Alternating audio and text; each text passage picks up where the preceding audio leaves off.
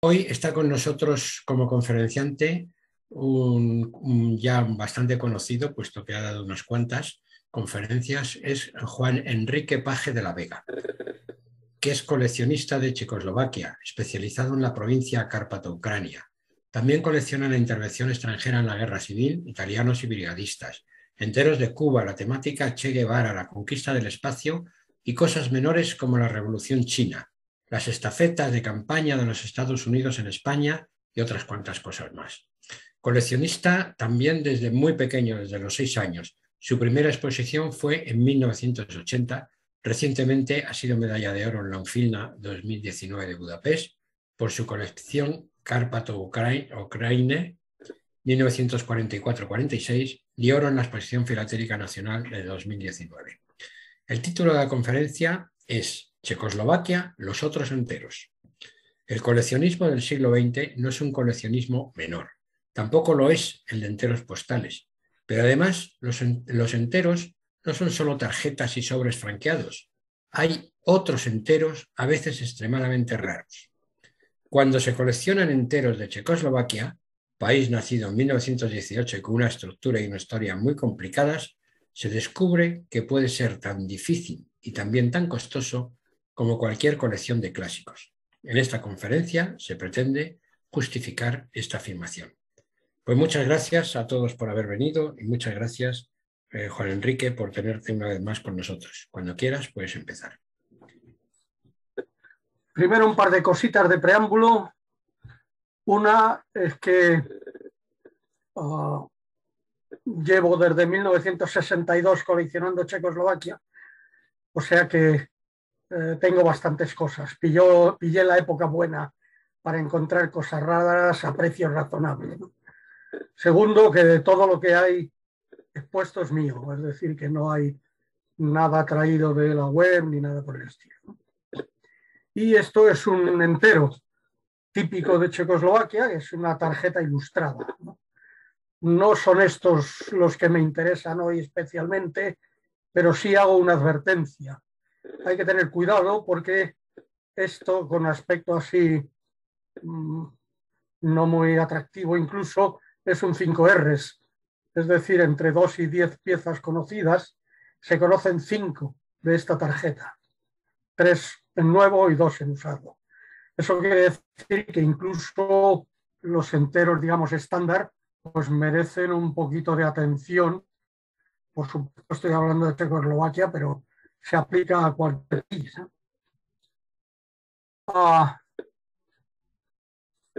Checoslovaquia tiene una relación un poco peculiar con los enteros postales, porque la primera emisión que hizo fue un entero postal, antes que un sello, ¿no? Checoslovaquia declaró la independencia el 26 de octubre del 18 en Pensilvania, Estados Unidos, pero oficialmente es el 28 de octubre del 18. Entonces, como no había otra cosa, lo que había eran enteros del Imperio Austrohúngaro, por tanto había enteros austriacos y enteros húngaros. Aquí a la izquierda hay un primer día de existencia del país sobre un entero austriaco. Hay que vigilar fechas, ¿no? Como había bastante material acumulado, pues decidieron hacer muy rápidamente una emisión nacional y la hicieron sobrecargando los enteros austriacos. Con esta sobrecarga que veis a la derecha es República Checoslovaca y la nueva tarifa para la tarjeta de 10 Heller. Se sobrecargaron excedentes muy grandes que había de tarjetas de 8 Heller, la verde, donde está la mano, porque ya no era tarifa ni siquiera en Austria. Había subido a 10. Se habían hecho esta otra tarjeta, la del escudo en rojo, y había muy poquitas, pero a pesar de todo se sobrecargaron. El escudo en rojo de 10 Heller con sobrecarga 10 Heller en usado es muy raro, es muy difícil de encontrar, ¿no? La emisión fue y a partir de ahí pues se puede considerar que empiezan los enteros checoslovacos. Checoslovaquia es un país reciente y por eso decía que no está muy valorado en las exposiciones, que le dan prioridad siempre a lo clásico, ¿no? Pero es un país muy complicado de estructura, porque después de la independencia solo tuvo 20 años de tranquilidad, vamos a llamar. Enseguida llegó Hitler y quitó a Checoslovaquia casi el 40% de su superficie, la zona de habla alemana, en lo que se llaman los Sudetes. Eslovaquia aprovechó la oportunidad para quedarse con la zona de habla húngara, que es Eslovaquia del Sur, y Polonia aprovechó para quedarse con la zona noreste, que es Silesia, y le duró poquito, porque en 1939 se declara la guerra, Hitler ocupa Polonia y se queda con Silesia, pero además aprovecha y se carga Checoslovaquia, que siempre había sido su ambición, ¿no? Entonces Checoslovaquia se rompe en la zona de Bohemia y Moravia como protectorado alemán, Eslovaquia como Estado independiente, un poco títere. La Constitución de Eslovaquia la escribieron los alemanes, y la célebre Carpato-Ucrania, de la cual recibo el nombre, que fue independiente un día, el 15 de marzo de 1939. El 16 la ocupó Hungría y se la quedó. Esta situación de ruptura dura hasta 1945, y en 1945 Alemania pierde la guerra, el país se reunifica, salvo Carpato-Ucrania, que se la queda directamente la URSS como parte de Ucrania.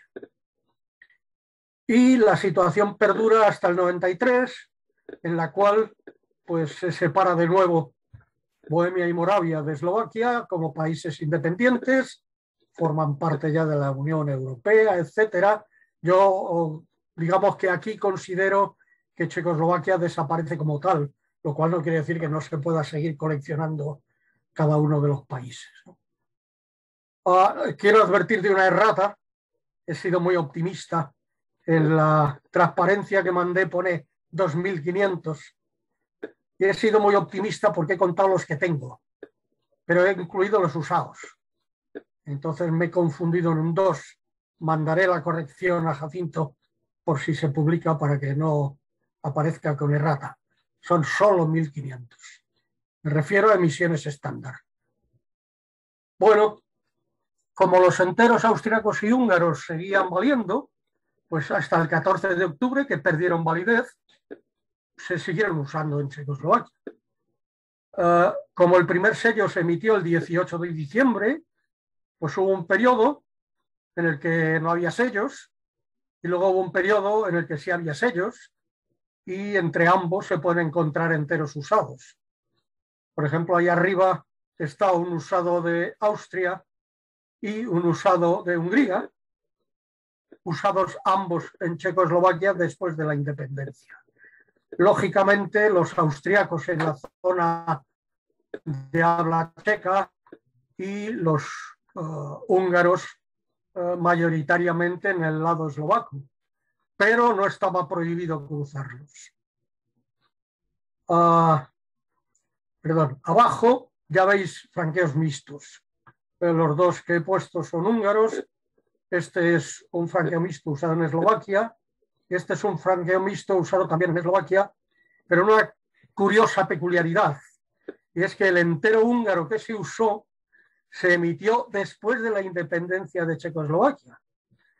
Entonces, la explicación de una aparición como esta es que la frontera era tierna. La frontera de Hungría y Eslovaquia era relativamente fácil de pasar, incluso había zonas no muy bien delimitadas, y entonces se colaban cosas de Hungría emitidas después de la independencia y se usaban en Checoslovaquia. Eso hace que la historia del sello más caro de Checoslovaquia, que son 3 millones de euros, por cierto, sea un sello austriaco usado en Checoslovaquia después de emisión de forma indebida. En los primeros años, pues hubo que sobrevivir como se podía. Y entonces había que aprovechar el material existente y se hizo. Se hizo con emisiones pues, de todo tipo, oficiales, semioficiales, privadas, de todo, ¿no? Entonces, aquí veis, por ejemplo, una húngara sobrecargada para Eslovaquia. Esta se considera oficial porque la hizo el plenipotenciario del gobierno para Eslovaquia. A la derecha es una República Checoslovaquia Diel-Heller extraña, no se sabe de dónde viene, pero se aceptó oficialmente y circuló. En la segunda línea a la izquierda hay una privada, un comerciante que se hizo él sus tarjetas, fueron aceptadas sin mayores problemas. A la derecha hay una célebre tarjeta que los coleccionistas de Boy Scouts adoran, que es la tarjeta para uso de los Boy Scouts. Abajo a la izquierda hay una emisión especial para las tropas checoslovacas combatiendo en Siberia, muy poco apreciada en Checoslovaquia antiguamente, ahora algo más, porque los combatientes checos combatían contra el Ejército Rojo y eso no estaba muy bien visto, ¿no? Por último, a la derecha, una sobrecarga hecha para Silesia Oriental, cuya frontera se definió mediante un plebiscito, y entonces en la zona del plebiscito se hicieron tanto por parte de Polonia como de Checoslovaquia emisiones especiales sobrecargadas con Silesia Oriental 1920. En la época del desmembramiento volvemos a encontrar todo esto, lo comento como emisiones de Checoslovaquia, pero no estándar, digamos, ya son de las otras. En la época del desmembramiento, pues cuando los alemanes ocuparon los Sudetes, sobrecargaron las tarjetas checoslovacas y la mayor parte de las sobrecargas son en Nosotros Somos Libres, con la cruz gamada. Esta es curiosa porque tiene la cruz al revés, la saubástica en lugar de la esvástica, y es una anomalía poco frecuente, ¿no? Difícil también de encontrar. Después ya los alemanes hicieron sus propias tarjetas y entonces aparecieron imágenes de ciudades que estaban en Checoslovaquia antes, ocupadas después como ciudades sudeste. Aquí hay una de Teplice y esta es pre-Hitler y esta es post-Hitler y además esta es de Silesia, es decir, cuando los alemanes ocuparon Polonia y se quedaron con Silesia, los enteros fueron alemanes con imágenes de ciudades de Silesia. Todo esto hace el asunto bastante complicado, porque hay que saber bastante geografía y mirar las tarjetas. La tarjeta esta de la serie de Conozca su patria de Alemania tiene algo así como 300 ejemplares distintos. O sea que hay que mirar con cuidado. En la segunda fila a la derecha hay una tarjeta húngara hecha para Carpato-Ucrania después de la ocupación y por eso tiene el texto en húngaro y en ruteno, en pequeño ruso. El protectorado de Bohemia y Moravia pues hizo sus tarjetas y aquí hay una de Bohemia y Moravia con sus ilustraciones, etc. Y por último Eslovaquia hizo las suyas y entonces pues hay tarjetas de Eslovaquia pues con imágenes de ciudades de Eslovaquia. Esta de Smolenice es una tarjeta interesante, por eso la he usado, porque el cliché de la foto está al revés. Es un error que se produjo en una de 8 y bueno, no es fácil de encontrar, sobre todo porque prácticamente se retiró de circulación. Se prefirió no tener, porque por supuesto existe el otro, claro, en posición normal, llamémoslo, prefirieron no tener los dos. Bueno, por último, decir que, bueno, por último de esta parte, pequeña parte, decir que en la época de la reunificación también hay cosas anómalas. Entonces lo que pasó fue al revés. Las tarjetas húngaras, como esta carta sobre, se sobrecargaron para la nueva Checoslovaquia en Carpato-Ucrania. Carpato-Ucrania fue liberada por el Ejército Rojo en noviembre del 44, ¿no? Las tarjetas húngaras se sobrecargaron conforme el Ejército Rojo avanzaba en Eslovaquia, como esta de arriba a la derecha. Entonces se sobrecargó con correo checoslovaco, Československa posta, ¿no? Las tarjetas alemanas de los Sudetes se sobrecargaron para las ciudades de los Sudetes. Esta es la de Rumbo. Y hay un montón de sobrecargas. Las tarjetas de Bohemia y Moravia se sobrecargaron también para Checoslovaquia. Se hizo hasta alguna emisión especial de tipo local, como esta de Slavkov, que se la inventaron, ¿no? Y por último, se hizo por ya vía oficial, de forma más seria, una sobrecarga para las tarjetas eslovacas que pone Checoslovaquia, ¿no? Estos son las sobrecargas revolucionarias que, como en otras ocasiones, el mayor coleccionista de esto era un español, ¿no? Entonces, pues el señor Santa Eugenia era tan conocido en Checoslovaquia que yo cada vez que iba y me preguntaban, ¿usted de dónde es? Yo decía, español. Y dice, ¿es usted Juan Santa Eugenia? Que era la norma, ¿no? Ahora le preguntarían si es Benito, ¿no? Que es de alguna manera el equivalente en Scouts. Por supuesto, en la época normal, esta es la única transparencia, digamos, normal, pues había enteros normales. Había tarjetas de uso ordinario, había tarjetas ilustradas, había postales franqueadas, unas tarjetas preciosas, en mi opinión, con el reverso en multicolor muy, muy bonitas, que eran de uso normal, enteros postales franqueados con sello del presidente correspondiente, aerogramas. Estos son los enteros que no son los otros, son los unos, ¿no? Bueno, pues ahora voy a los otros. Los otros son unos enteros que incluso a veces me cuesta nombrarlos en castellano. No tengo una traducción clara. Entonces he puesto aquí unos cuantos ítems, pues que creo que pueden ser significativos. Hay enteros para el correo neumático, hay enteros como resguardos de telegrama. Estoy hablando de papelitos que tienen un sello impreso. Es decir, esto no es una hoja sin nada, sino cosas que tienen sello impreso y que se pagaban en correos, ¿no? Tarjetas de cambio de dirección, que existen ahora mismo en España también, resguardos de giro postal, resguardos de paquete, resguardos para contrarreembolso, hojas franqueadas, cartas sobre, aerogramas para que los lleve una palomita, cupones de respuesta internacional, no sé, hay muchos.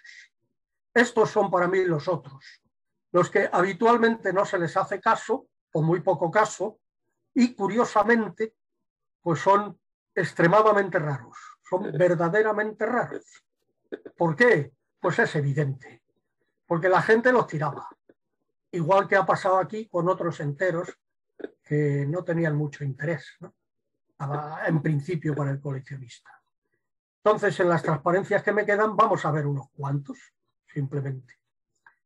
Aquí tengo los enteros, hay más que estos dos, distintos, quiero decir, para el correo neumático. En Praga había un sistema de correo neumático bastante grande, que enlazaba pues, los bancos con la central de correos, la de telégrafos, etcétera.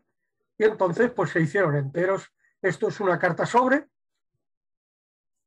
es decir, una carta que se pliega y se pega al borde y dentro hay escrito lo que quieras. Y esto es un entero, una tarjeta franqueada, que esta llevaba el escrito por la parte posterior y era legible. Aquí está la etiqueta de correo neumático y esto lo he escrito en una de las curiosidades. Había incluso la posibilidad de franquear con urgencia, lo cual significa que iba corriendo por un tubo empujado por aire y conforme la cogía un señor en una moto o en una bicicleta, lo que hubiese a mano, siempre que tuviese aquí el franqueo adicional y la llevaba corriendo a la entrega, ¿no? Servicios excepcionales. Muchos de estos enteros han desaparecido, pero bueno, yo creo que tienen su interés. Estos son resguardos de envío de telegrama, que Checoslovaquia era multilingüe. Entonces, no solo checo, eslovaco y alemán, había rumano, húngaro, había hasta yidis. porque una población importante de judíos en la zona este, ¿no? Entonces había que hacer enteros, pues más o menos para que los entendiese la mayoría. Como la mayoría eran eslovacos, checos y alemanes, pues había enteros en eslovaco, que es este de la izquierda, y en bilingüe, checo y alemán, que es este de la derecha. Aquí se compraba el invento, este tiene un sello de tasa, no es un sello ordinario, se escribían los datos para enviar el telegrama, se pagaba la correspondiente cotización y te lo enviaban. En este de la izquierda, por ejemplo, es curioso que aparece una D pintada, eso es dringend, es urgente. Entonces hay que buscar cosas también en estos enteros para descubrir curiosidades más allá de lo normal, ¿no? Que yo sepa, no hay estos enteros en España, pero no soy un experto en enteros de España tampoco. Me refiero a franqueados, no hojas simples. Pero había otros telegramas. Las grandes empresas contrataban telegramas, lo que se llaman telegramas a cuenta, que es yo tengo los papelitos y voy rellenando telegramas y luego a final de mes o en un momento determinado hacemos balance. Este es uno franqueado con la imagen de República Liberada, que se llama en Checoslovaquia, y esto era para grandes usuarios, eran paquetes de 100, ¿no? Tenían aquí abajo un resguardo que se cortaba con un dentado, que aquí no está, y los había en checo, en alemán y en húngaro. Este es en checo y alemán. Esta pieza es muy antigua en mi colección, afortunadamente, porque ahora no podría tenerla. Se supone, yo con estas cosas soy muy precavido, que es el único conocido usado. Hay una plancha en el Museo Postal que tiene 4 en checo y 4 en checo y alemán, en nuevo. Una plancha entera eran de 8. Es decir, que formalmente hay 4 en nuevo y este en usado. No quiero presumir, pero para dar una idea de la locura que significa esto, yo pagué por este entero en 1992 5.000 marcos. Era la época de locura mía también, y ahora mismo todas estas cosas son inviables porque después de la independencia de Checoslovaquia entró el dinero alemán y aquello se fue por las nubes totalmente. Estos son tarjetas para cambio de dirección, a la izquierda en checo, a la derecha en eslovaco, también hay bilingüe en alemán.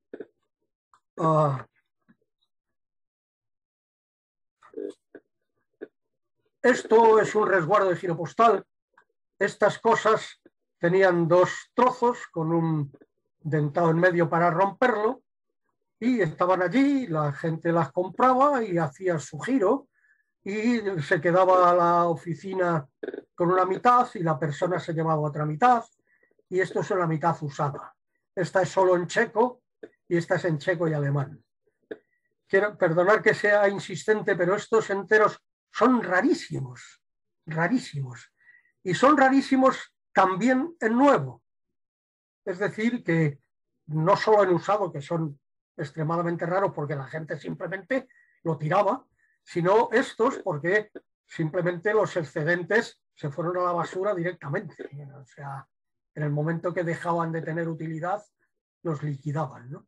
Entonces hay que pelearse para ir consiguiendo los diversos ejemplares que hay, que por cierto hay muchos, ¿eh? Que hay muchos con sellos distintos, con dentado distinto, muchos, ¿no? Esto es un resguardo de paquete. Este era de una sola pieza y ahí a la izquierda nuevo y a la derecha en usado.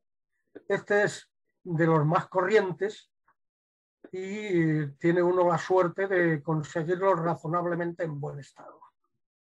Se enviaba el paquete y te quedabas con el resguardo, se quedaban con el resguardo y tenía pues todas las salidas de cambio, no sé qué, la llegada no sé dónde, todos los matasellos habidos y por haber, nacionales y extranjeros. Son muy interesantes para estudiar recorridos y cosas así. Esto es uno, pero de envío nacional, paquete postal nacional contra reembolso. Había uno específico contra reembolso. He puesto este, que son las dos caras del mismo. Y lo he puesto porque de nuevo es un 5Rs y hasta donde yo conozco hay dos. En el catálogo de enteros checoslovaco dice, existe un error con la misma impresión en ambas caras. Es decir, en vez de tener en cada lado la suya, pues esta tiene duplicada. Puedo decir que este no me ha costado prácticamente nada.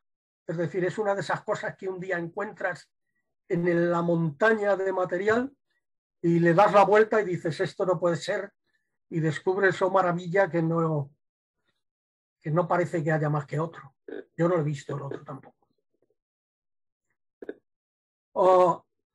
Por supuesto, estos enteros existieron en la época de la disgregación. Es decir, esto es un resguardo de giro postal en el lado izquierdo del protectorado y en el lado derecho de Eslovaquia. Cada uno hizo los suyos con sus sellitos y todo. O sea que, bueno. Y en Hungría, pues durante la ocupación de Rutenia, de Carpatoucrania para mí, pues también hicieron enteros. Esto es un giro postal nacional y es un entero húngaro, pero como es para Carpatoucrania, pues está arriba en húngaro y abajo en ruteno.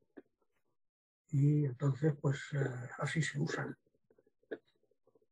Cuando vino la reunificación, estos enteros no se salvaron de las sobrecargas. Entonces, esto es un resguardo de telegrama húngaro que se usó durante la ocupación y se encontraron algunos ejemplares al entrar el Ejército Rojo en Mukachevo y le cascaron la sobrecarga a República Checoslovaquia. Esto es un resguardo de telegrama, Davirat, y bueno, es muy raro, es muy difícil de encontrar también. No voy a dar más la paliza, yo creo que ya ha sido bastante, pero sí creo que sirve para justificar que los enteros del siglo XX pueden ser tan raros como cualquiera otros o como cualquier sello.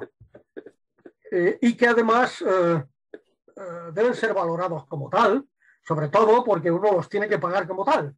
Es decir, en estos momentos yo no puedo comprar ninguna de estas cosas hace ya muchos años, desde luego desde antes de jubilarme, porque simplemente me superan, ¿no? O sea, yo hoy no puedo pagar, por ejemplo, 8.000 euros por esta pieza. No puedo, lo siento, pero afortunadamente en su momento, que tenía un poco más de desahogo económico, no solo la pensión, y todo estaba infinitamente más barato, pues pude hacerlo y hoy creo que tengo una colección interesante a pesar de los Vermeil. Y muchas gracias por todo.